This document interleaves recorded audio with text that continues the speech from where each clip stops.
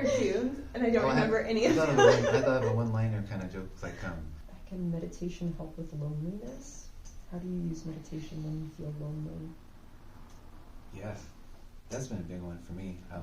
I got divorced early last year, and I realized I had this kind of loneliness inside me that was using my former spouse to kind of cover up. And then when that was over, all of a sudden all the loneliness is there. And so a lot of different ways, kind of all the different teachings that kind of show us how we have this kind of sense that we're this person that's separate from every other person, separate from everything else. We're kind of this like isolated little thing in our mind, like that's me.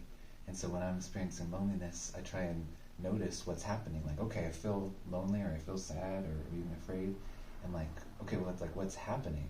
And it's like, oh yeah, I see myself as like this kind of like cut off thing. And like, where is that? Is that really true? And I kind of look at my mind, it's like, oh yeah, it's something happening in my mind. It's like not what's actually happening in real life. And then the other big one that's really helpful is like, well, just think about other people, which is always sounds so simple, right? But it's like, if I'm lonely, like, well, what about other people who are lonely? What about other people going through things? It's, it's not all about me, right? It's like there's other people living lives and having feelings and stuff, and kind of helps get out of that sense of like, me here, this is all that's happening. I agree with that. I think that you said that beautifully. I back up every statement that you just made. I also, for me, when I am feeling lonely, I start reaching out to other people and trying to find out what I can do to either inject myself into the situation in a helpful way, or just branch off and do something that needs to be done. And that,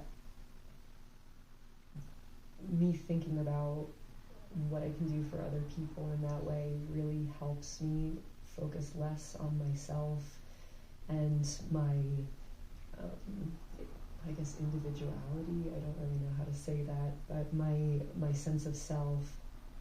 And so I'm able to move beyond that, and it does help me think about other people and just feel less encased in myself, if that makes any sense. Yeah, that's what we're saying it. Yeah. Encased in yourself, like I'm in a tomb. Yeah. Tomb of separation. Yeah. For me, it kind of goes back to the community again. I know my daughter was also a caretaker in college, but she's like, I want you to have your own life. I can't, I like hanging out with you, but you need your own life.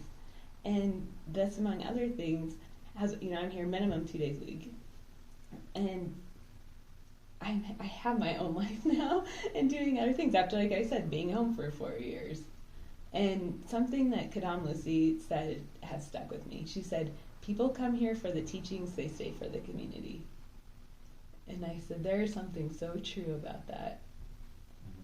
And having other people like you. Because like I said, I have a lot of friends, and I have a couple Buddhist friends, but most of them aren't. But when we're together, we're not kind of the weirdos that study Buddhism. or we're just weirdos gathered together. Yeah, exactly.